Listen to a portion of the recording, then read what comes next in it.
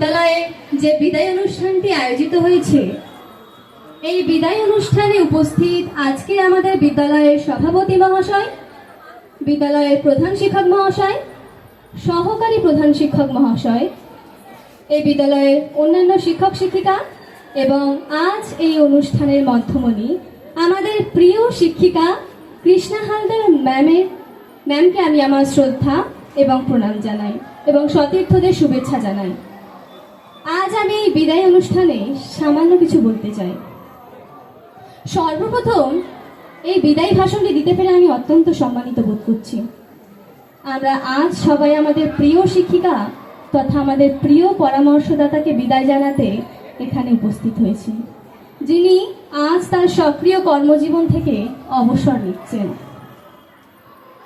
আজ আমি এই ভাষণটি উপস্থাপনার সময়কালে দাঁড়িয়ে আমার একান্ত অনুভূতিতে ধরা পড়ছে যে সময় কিভাবে তার নিজের ছন্দে অতিবাহিত হয়ে চলেছে।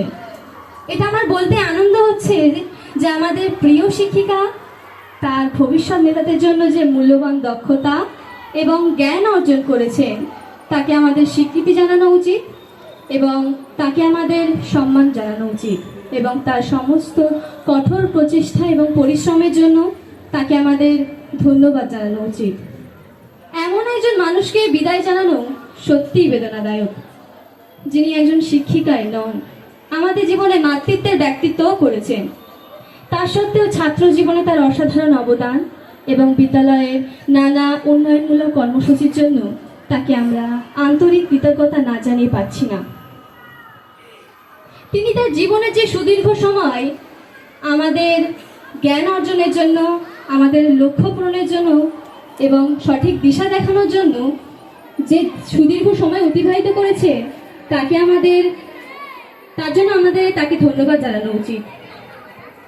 এটা বলতে আমার কোনো সন্দেহ নেই যে আমরা তাকে একজন মুক্তমনা, সাহসী, বিনয়ী, জ্ঞানী, দায়িত্বশীল শিক্ষিকা হিসাবে দেখি, যাকে আমরা সকলেই শ্রদ্ধা করি।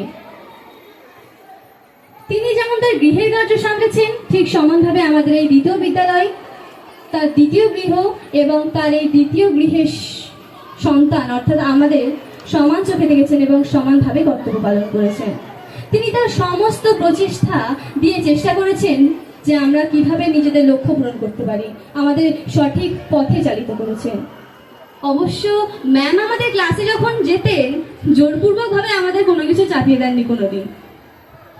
তার বাচন ভঙ্গি, তার শিক্ষাদানের যে কৌশল এবং আমাদের প্রতি তার যে স্নেহশীল পরামর্শ আমাকে তার প্রতি আরো শ্রদ্ধাশীল করে তুলত। তিনি মশালের মতো প্রজ্বলিত হয়েছেন, তিনি সঠিক দিশা দেখিয়েছেন। আজ এই যে অনুষ্ঠান রয়েছে, হয়তো ম্যামের এই অনুষ্ঠানে আজকের এই 4 দেয়ালে ঘেরা বিদ্যালয় থেকে ম্যাম বিদায় নিতে পারেন, কিন্তু আমার মতে মনে হয় যে ম্যামের স্থান আমার মতো এই বিদ্যালয়ে থাকা অগণিত ছাত্রছাত্রীর মনে চিরস্থায়ী। আমি ঈশ্বরের কাছে প্রার্থনা করি যে ম্যামের আগামী দিনগুলি সুস্বাস্থ্যে এবং সুন্দরভাবে অতিবাহিত হোক। এই বিদায় অনুষ্ঠানে আমার একটা ছোট্ট লাইন দিয়ে এই বিদায়ী ভাষণটি আমি শেষ করছি। আমার ভিতর বাহিরে অন্তরে অন্তরে আছো তুমি।